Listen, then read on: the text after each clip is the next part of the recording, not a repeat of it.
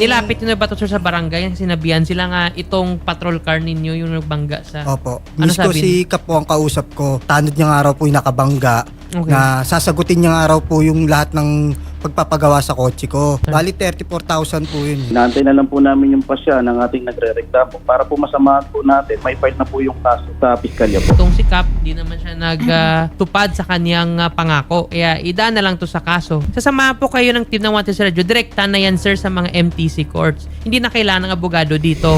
Tulungan po kayo ng team sa Rest Assured, sir. Thank you po, sir. Thank Sige you po, sir. attorney. Salamat at tiwala kay Senator Idol Rafi Tulfo. Thank you.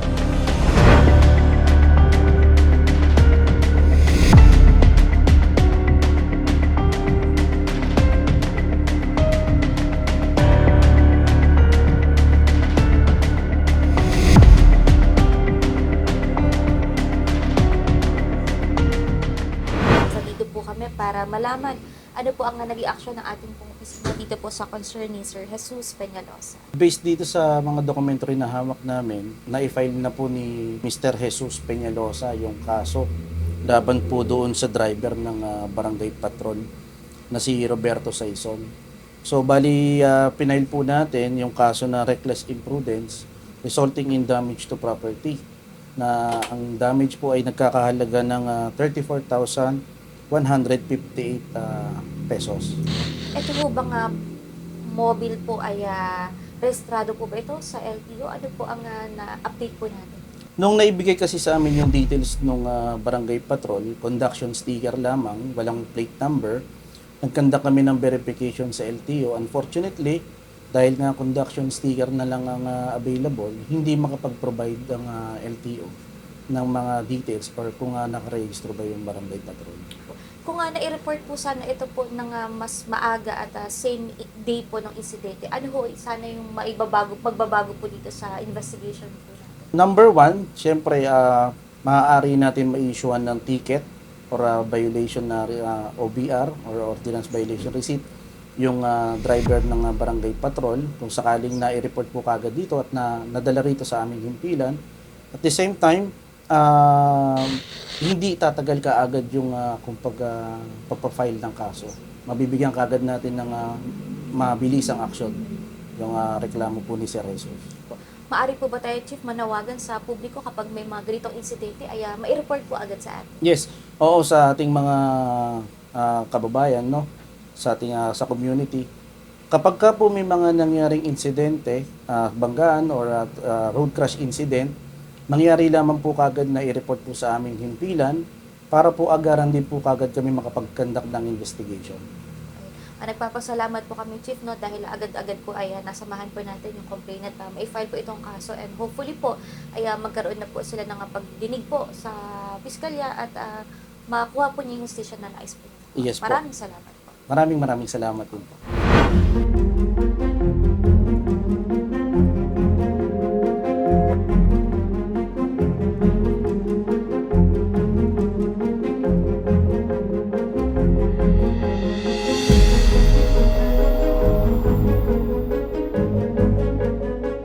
Nandito tayo ngayon sa East Riverside Street, corner Cooper Street sa Barangay Paraiso, Quezon City, kung saan nangyaring insidente noong September 21 bandang alas 2 ng madaling araw. Sir Jesus, saan po nakaparada ang inyo pong sasakyan? Dito mismo sa kinakatayo natin. Okay. Dito po sa inyong lugar, paano po ba ang parking? One side parking po. Ito po yung pinaka-boundary ng Paltok, Paraiso po. Yan, pagdating dito po, Paraiso na po yan. Okay. Ito, Barangay Paltok pa rin po ito. Yung barangay patrol, sir, saan po siya nakaparada? Doon po. Dito. Napakalaki po ng kaya nagtaka nga po ako. Okay. Ba't nabangga eh? Pag ikot po niya, talagang Tinumbok inabot niya po po. kayo rito. Tinumbok niya po talaga Okay. Padiretso po kasi siya eh. Nagtaka pa nga po ako bakit po siya umatras. Okay. Ang lawak-lawak naman po ng pataas. Pagkapuno na po kasi hanggang dito po yan eh. Straight po yan. Meron daw po bang nakakita, sir, nung nabangga po ng... Wala po. Yung CCTV po na nakakuha po nung nangyari, sir, saan po? Ayun po ma'am. Itong banda sa poste. Barangay Paraiso May po isa yan. pa, may iba pa hubang CCTV, sir, na nakakita? Meron po, doon sa barangay, ayun po yung CCTV ng barangay namin mismo. Okay. Pero usually, sir, napapansin niyo po ba na dumadaan po talaga yung barangay patrol po dito sa inyo? Bihira po yun, ma'am. Nagtaka nga po ako bakit na-atrasan niya yung kotse ko. Napagawa ko na po yung kalahati eh. Kung medyo napagawa ko na po yan, Acetylene na po yan, tas na masilyahan na po. Pero wala pa pong pintura po. Opo. Ibig sabihin, sir, ito po yung nabutas po, Opo. na pintuan po ninyo. Maliban po dito, ano pa ho yung natamo ng sasakyan Ayun po pa po, ninyo? ma'am. Gas-gas. Opo, pag alis niya po yan. Okay. Yun. So, hindi nga maganda tignan, sir, ngayon, no? Pag hindi talaga pinaayos na mabuti itong sasakyan ninyo. Pangit naman tignan na ito ginagamit mo sa Grab car at makikita nila na may ganitong sasakyan po ninyo. Pag na-report po ako kay Grab niya, may posibilidad po ma-deactivate po kasi ako. Okay. Kaya po hindi po ako talaga makabiyahe na maayos. Butas po talaga yan, ma'am. Ayun. Yuping-yupi po talaga yan, ganyan yan Oo. taas. Hanggang baba po. Si sir, nabanggit mo alas 2 nangyari at alas 7 nakita mo na walang kumatok po sa bahay ninyo. Wala po. Yun nga po, nung kinumpronta ko po yung tanod, sabi niya, bumalik daw po siya ng alas 5 na madaling araw. Nung rewind ko po yung CCTV namin sa barangay namin, wala, hindi po talaga siya bumalik. Mula ng alas 2 hanggang mag alas 5, wala po. Hindi po siya bumalik. Humingi ho ba sa inyo ng sorry? Hindi rin po. Hindi nga po nakipag-usap yung barangay tanod. Talagang gusto mong willing ka makipag-ayos, bayaran mo na lang yung danyos ko para at least kahit papaano hindi ko na ituloy sa korte. Yun lang. Okay na ako ron. Sobrang tagal na po nang hindi po nila napagawa mula po nung September 21. Ako na po ang nagpagawa. Pinangutang ko na po para makabiyahe po ako kahit papaano sa Grab.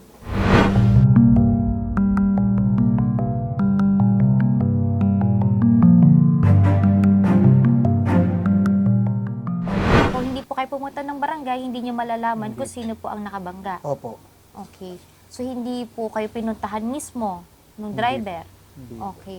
Ngayon po, nabanggit nyo na ino-offera kayo ng 5,000 pauna. Pauna po ba o yun na po lahat ang kailangan yung panggastos nyo na? Tulong lang daw po yun. Okay. Kasi nung inano ko nga po, nag-canvas po ako kay Toyota. Nasabi ko nga po kay Kap na kailangan na rin po talagang palitan ng pinto. Ayun po, nung sabi ko pong ano kami kayo no, na may aanin po ako sa Toyota, di niya raw po kaya. Kaya ito na lang daw po yung 5,000, tapos hihintayin na lang daw na magkaroon yung ng pera yung tanod. Sabi ko, kailan pa po magkakapera yan, Kap? Kaya sabi ko, kawawa naman po ako, mabiyahe po ako ng Grab, lubog-lubog na po ako sa utang. Tapos hulugan pa po yung kotse. Oh, nako, hulugan pa. Opo. O magkano ang binabayaran nyo doon, sir? Bali, 15,000 po a month. Doon po, sir, sa kasong kriminal, ano po ang naging update po sa inyo? Ayun po, nung nag-hearing po kami nung Lunes, sabi po sa prosecutor, kailangan daw sagutin o areglohin nung Ayun. tanod yung nangyari po sa sasakyan ko. Yung po yung sabi ng piskal na pag di niya raw po nasagot or na areglo yung danyos niya sa akin, didesisyonan na po ng prosecutor. Ayun. Yun po. Umattend siya? Opo, umattend okay. Bukan pa rin ho natin na makausap po, no, ang barangay natin through LGU kung ano ang magiging hatol po nila bago sana mag-November 24, maibigay na po sa inyo at kung hindi man po sa November 24, maibigay po sa inyo para hindi na po. Siyempre, ang resulta niyan talagang pag may kaso, makukulong. Opo. Pwede siyang ma-issuean ho ng warrant dyan at may akyat pa ho sa korte, magdidinig po ng napakahaba pa. Na nga po eh. Yes. Tulad nga niyan po. Hirap po ako makabiyahe. Nung wala na bangga, hindi po ako nakabiyahe nun. Okay. Ilang araw ho kayo hindi nakabiyahe, sir? Bali nung nagpumunta po ako kay Sarapi po, bali 10 days na po yun eh. October 1, bali tumakbo pa po yung ilang araw. Bali nag-isang buwan nga po eh. So, ibig sabihin, isang buwan kayo hindi nakatakbo, sir? Tsaka ko po pinagawa yung ano, Oo, saan yun na ko po? po. Pinangutang ko po yung Nako. pagpagawa. Mabuti po na na-file na po yung kaso para nang sa gayon, habang naghihintay, umuusad. Opo. Apa. Yun lamang po, sir. Sir Rapi, thank you po. Natulungan niyo po ako at na-file ko na po ang criminal case laban sa bumangga sa sasakyan ko. Reckless imprudence and resulting damage to property. Pagka nabayaran po yung ano ko, i-atras ko po yung kaso.